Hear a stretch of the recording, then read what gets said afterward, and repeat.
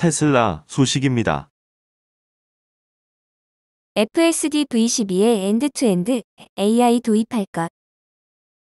이번 주에 테슬라의 완전 자율주행 V11.4가 직원들을 대상으로 출시될 예정인 가운데 일론 머스크 최고 경영자는 이번 새 버전이 V12로 불러야 할 정도로 다수의 주요 개선 사항을 특징으로 한다고 말했다.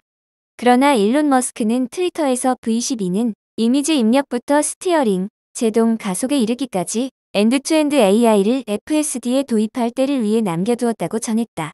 2020년 말 테슬라는 얼리 액세스 프로그램에 참여한 3천여 명에게 FSD 베타 버전을 공개했다.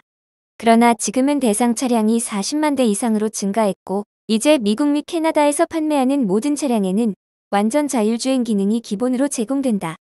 현재 테슬라 차량은 카메라를 입력 장치로 사용하면서 차량 주변 환경을 3차원으로 표현한다. 그렇지만 스티어링, 가속, 제동 및 기타 주행 동작과 같은 출력에는 기존의 경로 알고리즘을 사용한다. 엔드-투-엔드는 차량 카메라를 사용해 신경망에 입력하고 스티어링, 가속, 제동 및 기타 주행 동작을 출력하는 것이다. 전체 FSD 제품군은 단일 신경망으로 코딩되며 사람이 입력한 주행 동작을 기반으로 학습할 수 있다. 일론 머스크는 이러한 업데이트에 대한 일정을 제공하지는 않았다. 현재 테슬라는 내부 차량을 넘어서 V11.4 출시를 확대하기 시작했다.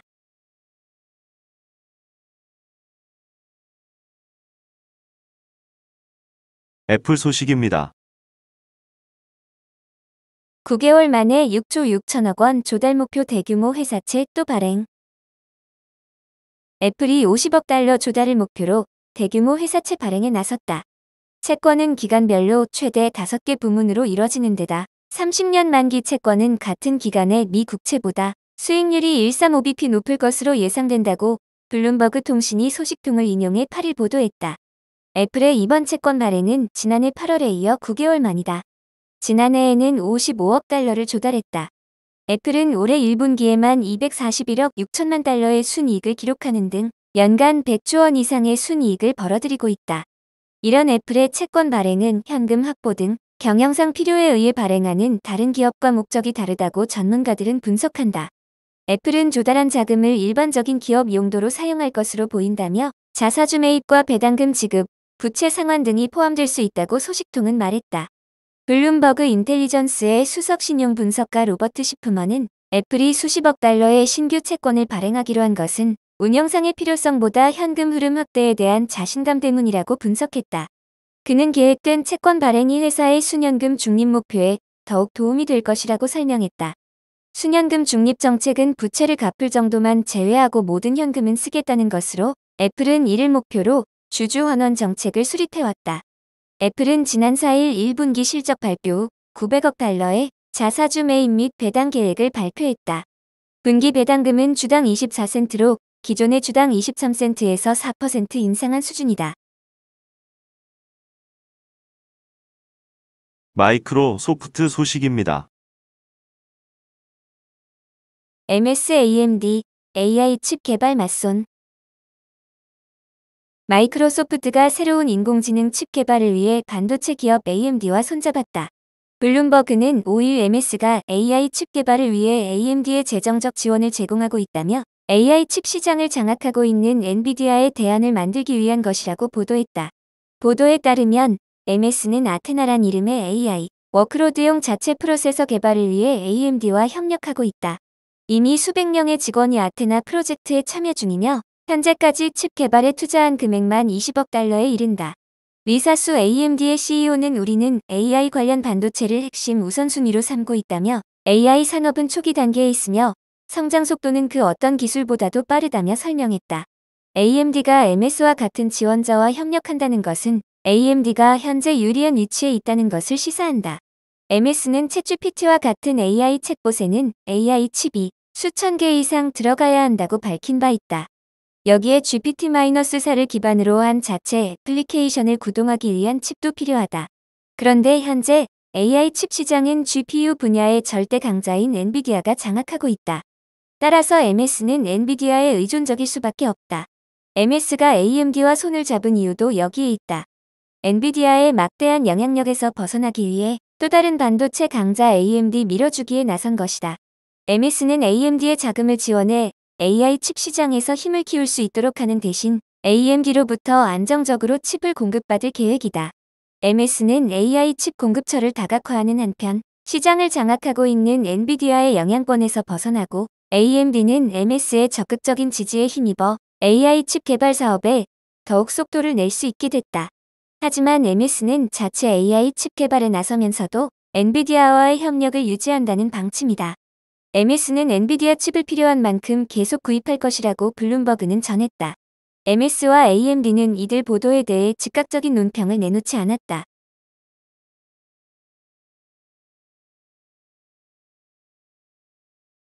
아마존 소식입니다. 1분기 클라우드 시장 20% 성장 빅3가 65% 점유. 2023년 1분기 클라우드 인프라 서비스에 대한 전 세계 기업의 지출이 전년 동기보다 100억 달러 이상 증가해 630억 달러 이상을 기록한 것으로 나타났다. 연간 20% 증가에 해당한다. 2022년 4분기와 비교하면 4% 증가했다. 시너지 리서치 그룹이 2023년 1분기 클라우드 인프라스트럭처 서비스 마켓을 발표했다. 전체적으로 2022년 1분기 성장률에 비하면 크게 감소했지만 이전 분기 성장률과 비교하면 비슷한 수준으로 성장했다는 것이 시너지 리서치 그룹의 설명이다. 주요 클라우드 서비스 업체가 2023년 1분기 수익을 발표했으며 이를 집계하면 정확한 1분기 클라우드 인프라 서비스 수익은 637억 달러에 달했다. 이는 IaaS, PaaS, 호스팅 등 프라이 클라우드를 포함한 것으로 12개월 후 수익은 2,370억 달러에 달할 것으로 추정했다. 가장 많은 수익을 낸 부문은 IaaS 및 PaaS 서비스로 2023년 1분기에 21%의 성장률을 기록했다. 퍼블릭 클라우드 시장에서의 주요 리더 그룹의 시장 지배력은 더욱 두드러져 상위 3개 업체가 이 부문 시장의 72%를 점유한 것으로 나타났다. 이를 전체 클라우드 서비스 시장으로 확장하면 1위인 아마존이 32%, 2위인 마이크로소프트가 23%, 3위 구글이 10%의 시장을 장악하고 경쟁 중이다. 전체 시장의 65%를 아마존, 마이크로소프트, 구글이 차지한 가운데 20여 개 업체가 전체 시장의 26%를 나눠 가진 상태다. 이 그룹에는 오라클, 스노플레이크, 몽고디비, 화웨이 등이 들어가 있다. 나머지 9%의 시장에서 그보다 규모가 작은 군소업체가 경쟁 중이다. 시너리 리서치 그룹은 현재의 경제 환경이 클라우드 지출의 일부 성장을 제한하고 있다는 것은 의심의 여지가 없지만 시장은 이러한 단기적 문제에도 불구하고 건전한 속도로 계속 확장되고 있다. 마이크로소프트와 구글은 전년 대비 더 강력한 성장 수치를 보였다. 그 결과 작년 1, 4분기에 비해 전 세계 시장 점유율이 1%포인트 증가했다라고 밝혔다. 아울러 일부 분기에는 경제적 압박으로 인해 클라우드 지출이 위축되고 있지만 클라우드 도입의 근본적인 이점으로 인해 시장은 계속해서 더 높은 수준으로 성장하고 있다. 중국의 대규모 클라우드 시장도 성장세로 돌아섰지만 전통적인 주요 인터넷 기업보다 더 많은 혜택을 누리고 있는 것은 통신업체들이다. 또한 미국 달러가 최근 사상 최고치에서 물러나면서 전 세계 시장의 절반 이상을 차지하는 유럽, 중동 및 아프리카 및 아시아 태평양 지역의 클라우드 성장 지표에 어느 정도 순풍이 불고 있다라고 전망했다. 구글 소식입니다. 새 언어 모델 팜이 10일 공개. 구글이 대형 언어 모델인 팜을 업그레이드한 팜2를 공개할 계획이라고 CNBC가 구글의 내부 문건을 인용해 8일 보도했다. 이에 따르면 팜2는 12일 정례 개발자 컨퍼런스인 구글 I/O에서 공개될 예정이다. 100개 이상의 언어로 자연어 처리 작업을 할 수 있으며 광범위한 코딩과 수학 테스트, 창의적 작문 테스트와 분석 작업을 거쳤다. 구글은 앞서 지난해 4월 5,400억 개의 매개 변수를 가진 팜을 발표했다. 이 모델은 28개 언어로 수행한 자연어 처리 작업에서 오픈AI의 GPT-3 모델을 능가하는 성능을 보였고 수학 및 코딩 벤치마크에서 새로운 기록을 세우기도 했다. 구글은 또 10일 행사에서 업그레이드된 인공지능 챗봇바드도 소개할 예정이다. 내부 문건에는 한국어와 일본어 이용이 가능한 것으로 나와 있다. 구글은 그동안 내부적으로 더 큰 데이터셋을 사용하고 복잡한 수학과 코딩 프로그램을 다루는 멀티바드라는 다중 모드 버전을 실험했으며 빅바드 자이언트 바드라는 버전도 테스트했다. 구글은 이와 함께 검색 기능과 관련해서는 마이크로소프트의 빈 검색에 대응해 챗봇을 도입하고 쇼핑과 같은 동영상까지 연결하는 인터페이스를 발표할 것으로 알려져 있다.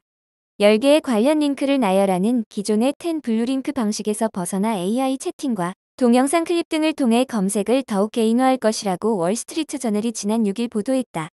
구글은 검색에 채팅 기능을 결합하기로 결정한 뒤 막이라는 검색 기능 개선 프로젝트를 진행해왔다. 이에 따라 10일 발표될 새 검색 모델의 이름이 마기가 될 것으로 관측되었다.